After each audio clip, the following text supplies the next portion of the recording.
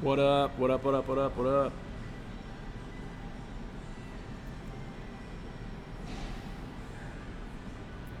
What's going on, everybody? How we doing? How we doing? How we doing?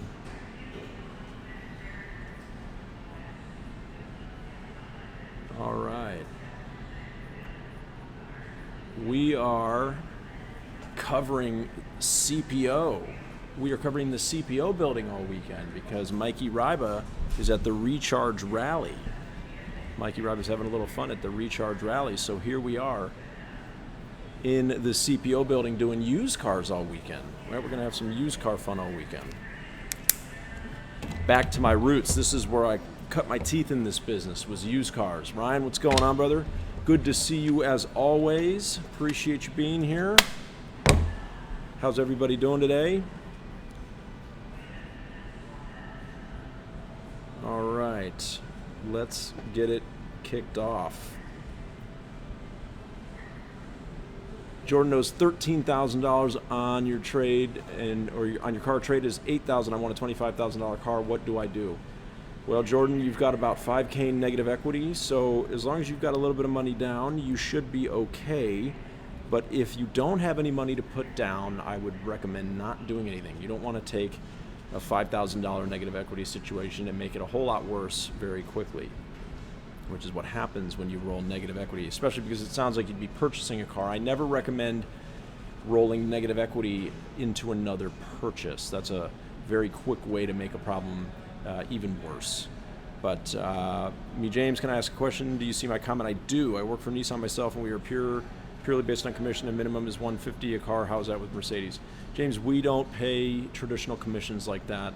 We just think they're outdated, right? So we pay like unit bonuses. We pay on volume, right? We want our sales team to sell a car, not the car that puts the most money in their pocket. Ryan, thank you for the gift. Thank you for everyone who's here today. Please make sure you're hitting that like button, tapping the screen, hitting the thumbs up. And if you're not following already, would love and appreciate a follow. I do appreciate you all being here. Kyle is in Windsor, Ontario, Canada. Okay, so you are by the Rafi Auto Mall for sure. Can you talk about leases and the perks? No, I talk about leases all the time. Big fan of leases, specifically for people who get a new car every couple of years. So most people get a new car every 2 or 3 years. I get it. There are plenty of people who don't. If you keep cars for 5 years or longer, then by all means you should absolutely be buying a car. But if you get a new car every few years, then you absolutely should be leasing, especially when it comes to luxury cars, because in Trinidad and Tallow and Co., I will have to disagree with you. Now again, let me be clear. This is not financial advice, okay? I'm not telling you what the smartest financial decision is that you can make when it comes to buying a car. If you want financial advice, here it is. Go find a 15-year-old Toyota and pay cash for it. Do that, okay? Make sure it's 15 years old though, because then it might actually be half of what it costs new. But the point is that this is advice for people who enjoy cars and want to get a new car every couple of years. This is how you stay out of trouble.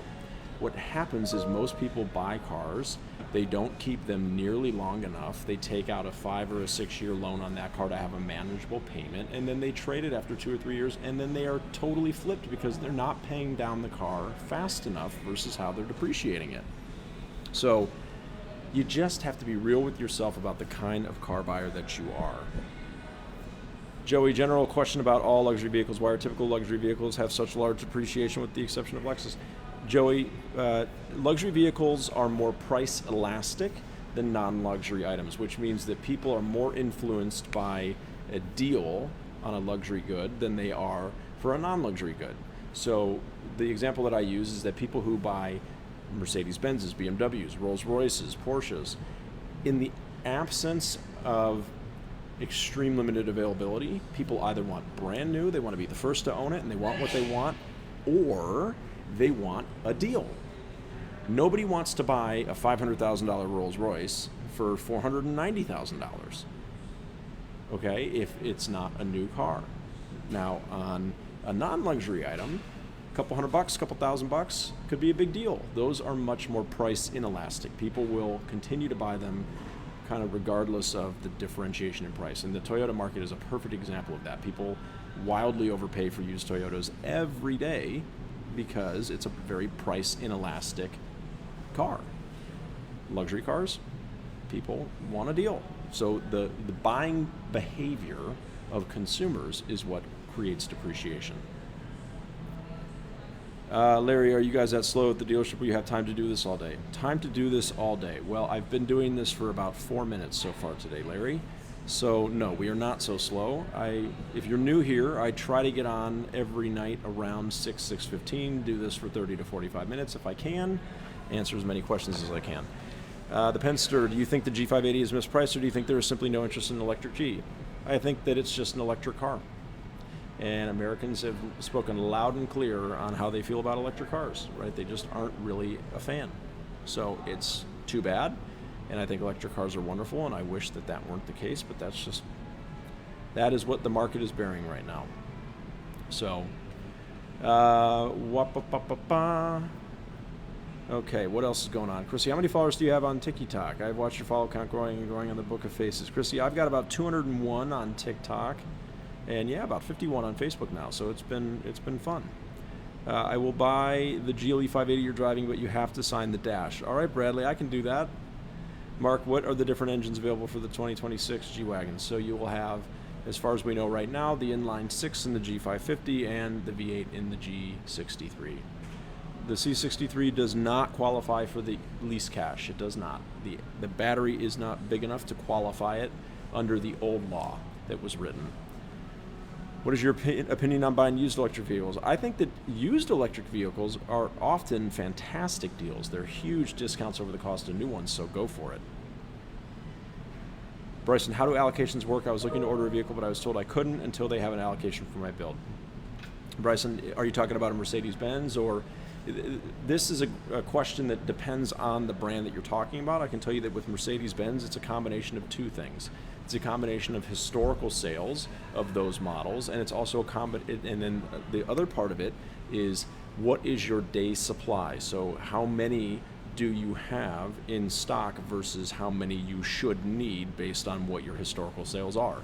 So the idea there is that Mercedes wants to reward dealers that sell a lot of cars with a lot of cars, so they get more allocation. But if at any point Mercedes looks at the inventory that you have and determines that you have too much of a particular vehicle based on how many you sell, then they won't allocate more of them to you until you get that inventory count down. So the point is especially if you're looking for specialty vehicles, if it's a smaller dealer that has not sold a lot of those specialty vehicles historically, they might not be able to get you one in a reasonable amount of time because those allocations will go to dealers that do sell a lot of those vehicles historically. You know, kind of think about it like a restaurant. A restaurant is going to stock food that it needs for the weekend dinner rush based on its historical sales, right? You're not going to buy 40 filet mignons if every weekend for the last 2 years you've only sold 20, okay? That's kind of how allocations work. So if you're selling 40, then you're going to stock appropriately. That's the way it goes. Mark Seeley, 63 AMG, wait for it, or the GT55? I mean, that's a tough question to answer. I'm excited for the Seeley 63. I like the practicality of that car a little bit more than the GT. If you're considering it, the GT is going to be more raw and just more, I think it's one of the best looking cars that we have, but the Seeley 53 and the 63, it's a lot of car for the money. Hard to argue with that. Olivia, straight in the time, about to have a panic attack. Sorry, Olivia. Unfortunately, these bow ties have a mind of their own, and they are prone to get a little bit twisted up. So, but I appreciate you looking out. Kat, how can I buy the 26 EQE 320 SUV? I can't find one. Well, I don't know that they are on ground yet.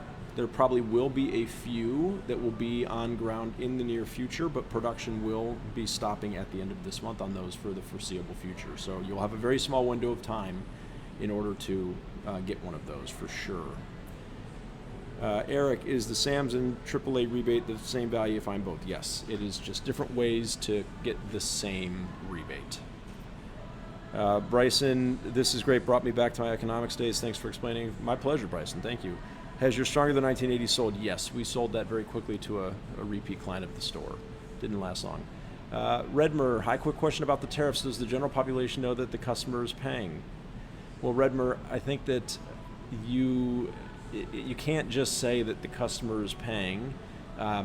Every manufacturer is handling that in a different way, right? And there's a lot of different ways that you can quantify what the tariffs are really doing. You could look at the MSRPs of the vehicles themselves. You could look at the selling prices relative to MSRP. You could look at incentives that manufacturers might be offering. So it's not really, you can't really say blanket that the consumer is paying, right? In some cases, yes, they are, and others they're not, or at least not yet. So we only know what we know now. We don't know what's going to happen down the road.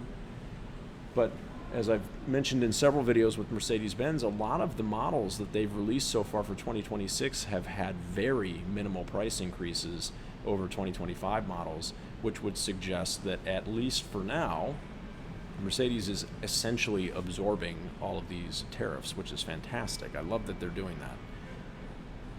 that. Manuel Kemp, hello Doug, what's going on, my friend? How are you? Russ, how have S-Class sales been? Please speak about the demand.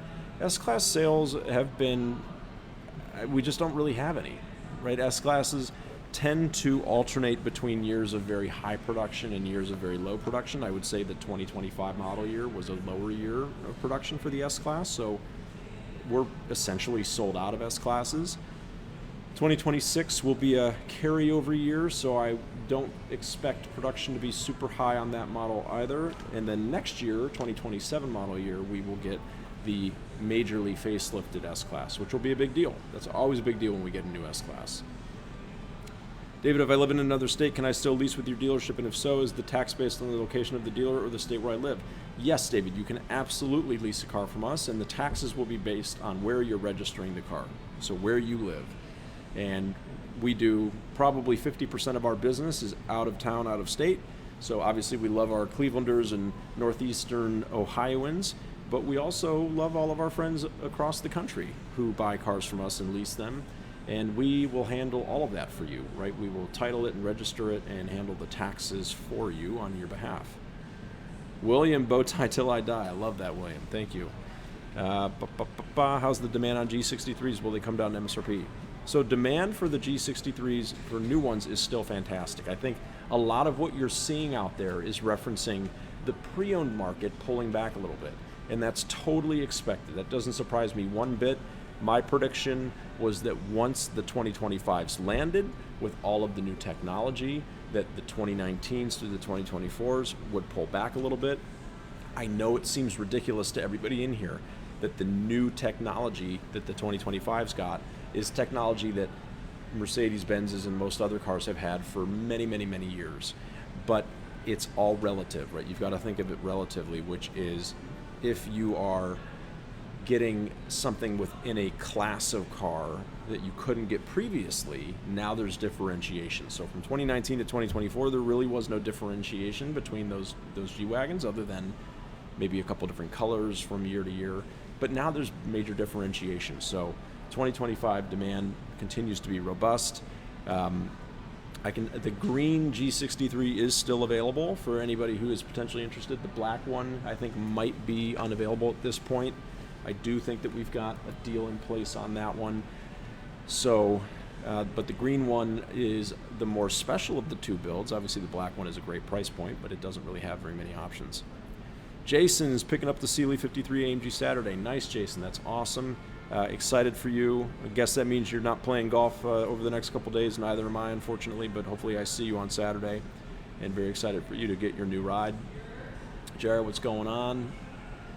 Ice, what's going on? Hello, hello. Thanks everyone for being here. The Green Machine is awesome. I agree, Chicago. Mercedes is always 10 years ahead of most manufacturers for technology. Yeah, what you've seen a lot in recent years is most competitive brands are really stuffing cars with all kinds of features and options and some nice tech. It's things like wireless charging, wireless CarPlay, and driver assistance, and that's all well and good. But innovation often, Mercedes has been an innovator in many different ways for the auto industry for the entirety of their existence. I mean, most modern safety features that are in cars today were developed by Mercedes-Benz. Things like Distronic cruise control, air suspensions, all the real niceties that aren't exactly like tech features. Mercedes is always innovating in that department. And so, yes, you can easily say, oh, my insert car here has all of those features.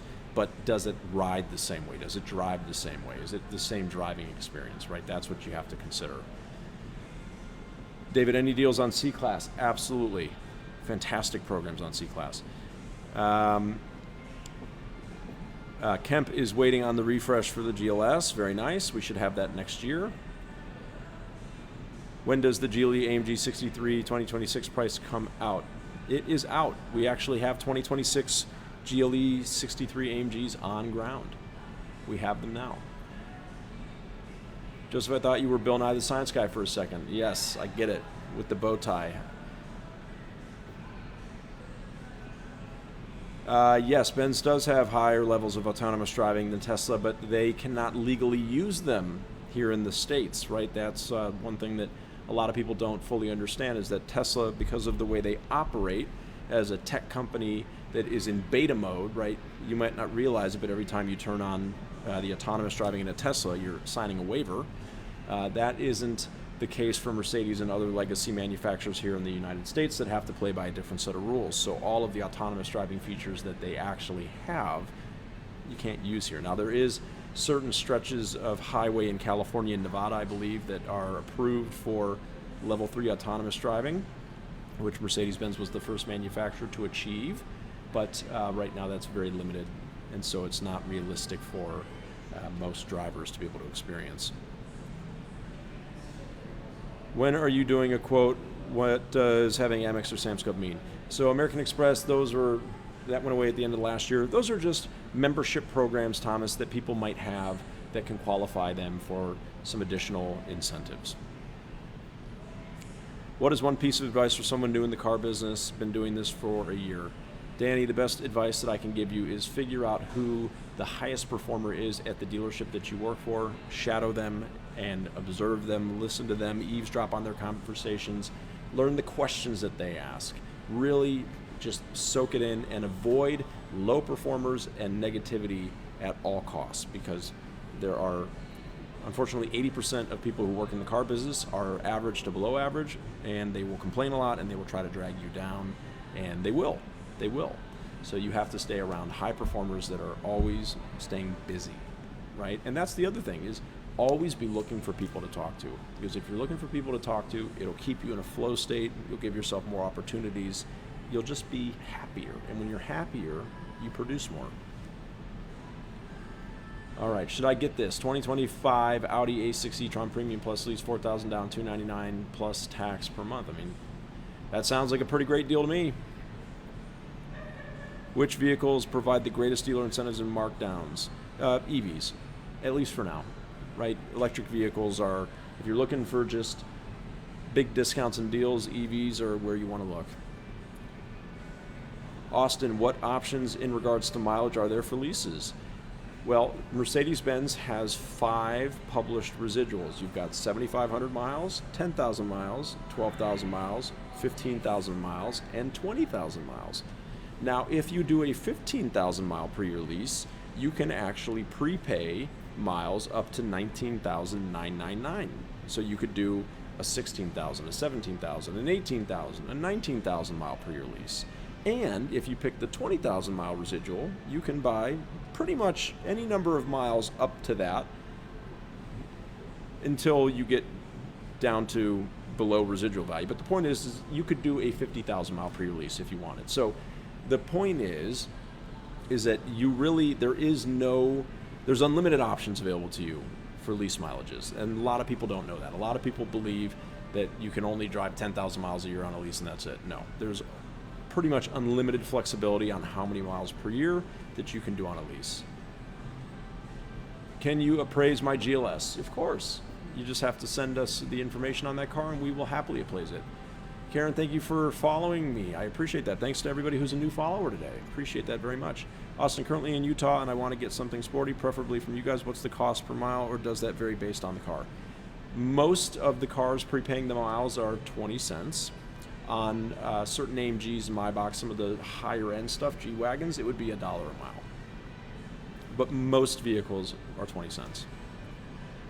Mohammed, any lease incentives for CLE 53? Yes, there are special money factors on CLE 53s. So those have a nice lease for what they are, especially if you do a little bit of a longer term, maybe 42 months or 48 months.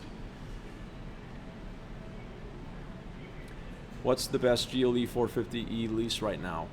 Well, we've got several GLE 450s left. They've got fantastic leases, especially 24-month leases.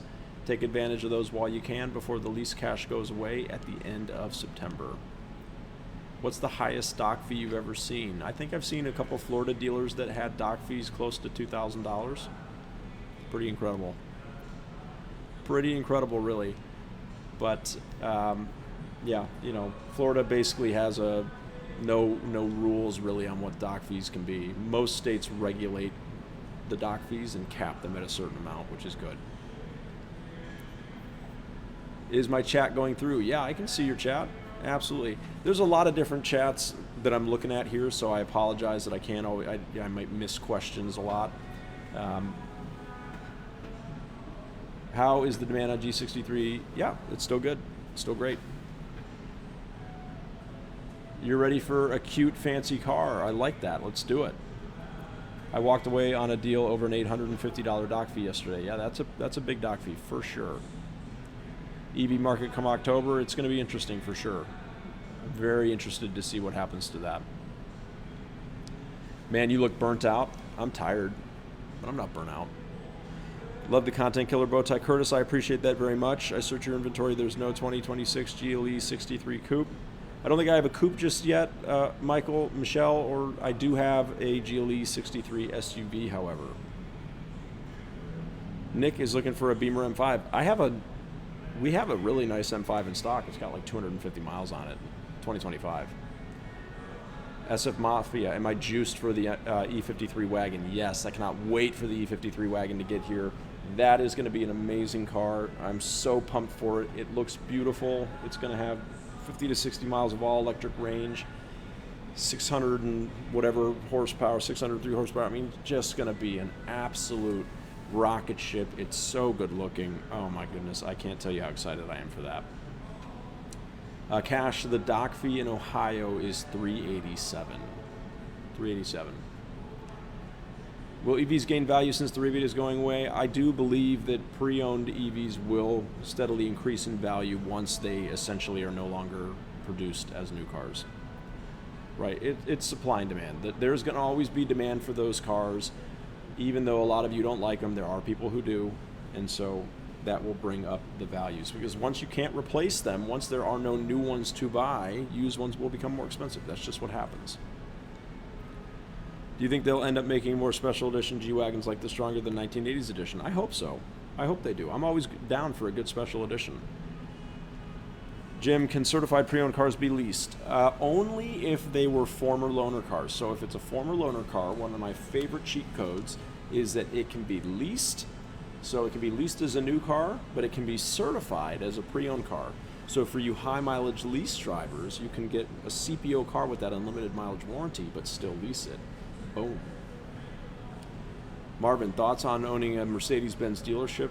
That would be a dream come true. Any lease specials on the 2026 GLBs? Yes, we do have programs on the 2026 GLBs, but if you're looking for a good lease special, I would say get a 2025. There really is no difference between the 25 and the 26, and if you're leasing, that won't matter what model year you get, so get the one that has better deals on it. That would be the 25s. Do you really think the GLB is the mini version of the G-Wagon? No, Eric, I don't think that.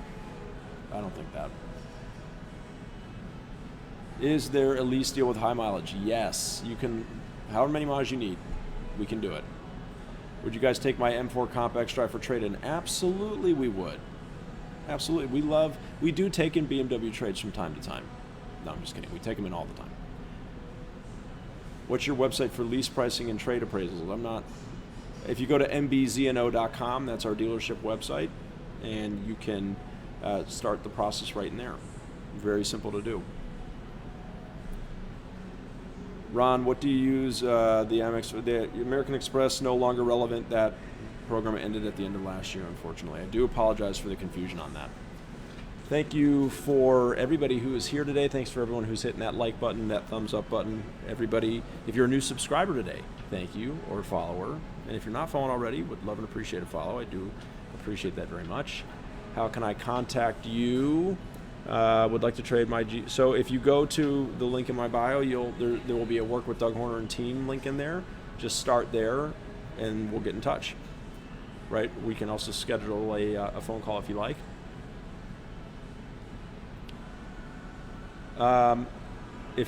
We had Lorena move down to Miami, Florida. So Lorena was one of our female sales consultants that decided to move to Florida.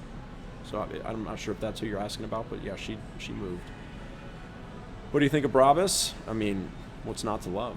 Beautiful, fast, unique. Are all of your clients tier 1 credit? No, John, not everyone.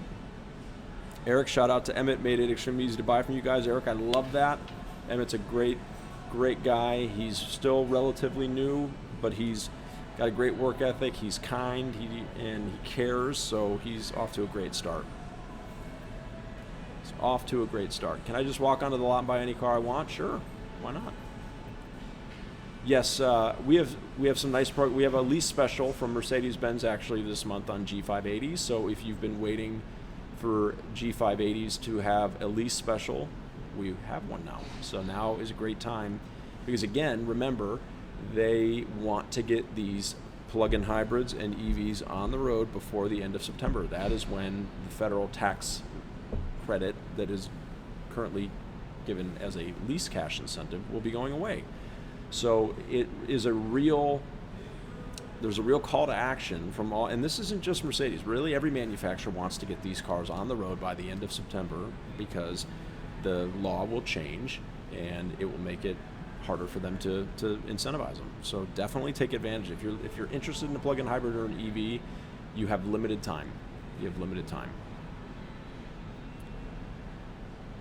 Best way to diminish 40K in negative equity, lease an EV. Do you finance Sprinter with business equipment? You can finance Sprinter on a business loan with no guarantor if you want. That is possible. Tariffs just went into effect today. Is that for BMW specifically? Nick, you always emphasize low mileage with Mercedes. Are they discouraged from daily driving? I don't emphasize low mileage, no. I just talk about when we appraise cars, I compare the mileage of the trade versus comparable vehicles for sale. So if you hear me say that a car is miley, it's just miley compared to like vehicles that are already listed for sale. Still no information on the E63 vehicular particular. I wish that I had more information for you on that. I hope that I will sometime in the next month or so, but we still don't have any specific information on those. David doesn't like the bow tie. Okay, David, I'm sorry you don't like it. Alex Petrovic, love my GLC 350. It was a great deal just 2 weeks ago. Congratulations to you, Alex. Colby, yes, we've got a lot of interest on those 2 G-Wagons, just working through all of the trade appraisals, etc., and seeing if we can get them to the finish line. The bow tie is iconic. I thank you. The real Space Welker. Love that. Very nice bow tie. Appreciate that. Yeah, this one has little dachshunds on it. Ryan just got here. Sorry, I've heard you say high mileage drivers still should lease. Can you talk on that? Yeah, Ryan, so again, and this just comes down to, again, what type of car buyer you are. If you drive high miles and you'd like to get a new car every couple of years, then my goodness, you should be leasing. Getting a new car every couple of years and racking up significantly higher miles than the average is going to just be a recipe for major depreciation. And the beauty of a lease is that you know your exit strategy is locked in on day one. So as long as you properly calculate the miles that you're going to need, as long as you do that math ahead of time, and you make sure that I'm going to have on my contract the correct amount of miles that I need based on my driving habits, then you can't get to the end of a lease and be totally hosed unless you damaged the car and didn't repair it, right?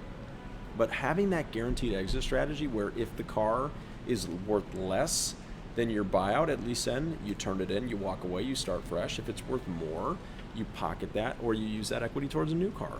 You don't have that option when you buy a car. When you buy a car, and especially when you finance it, like you don't own it. Let's be clear, the bank owns it. If you finance a car, whatever happens to the value of that car, you're stuck with it. So if it does not hold its value well, there is no guaranteed exit strategy for you. You know what I mean? So that is why the leasing is so great for people who drive a lot of miles, because you know what your depreciation is going to be from day one. It's locked in. It's just more predictable. It's easier to forecast. It's just safer is the way I look at it. It's just safer. So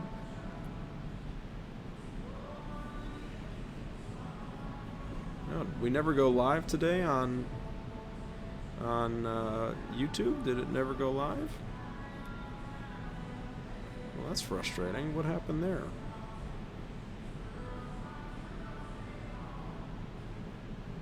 Huh, interesting. Yeah, it looks like it's all Facebook in here. Okay, I guess YouTube did not work. Well, what I'm going to do is I'm going to hit the pause button here for the night. I do need to get things wrapped up, but I appreciate you all hanging out. Brad Ball just purchased a GLC 43 from your company, had it enclosed, delivered to myself. Wonderful vehicle. Thanks, Brad. I appreciate you. Congratulations. Thank you for giving us an opportunity to work with you. And David has 3 wiener dogs. Nice. Dachshunds. They are adorable. Love it. But thank you, everyone, for being here today. Appreciate you all very much. Thank you for anybody who's a new follower today. It means the world to me. And until next time, have a fantastic rest of your evening and hope to talk with you all tomorrow.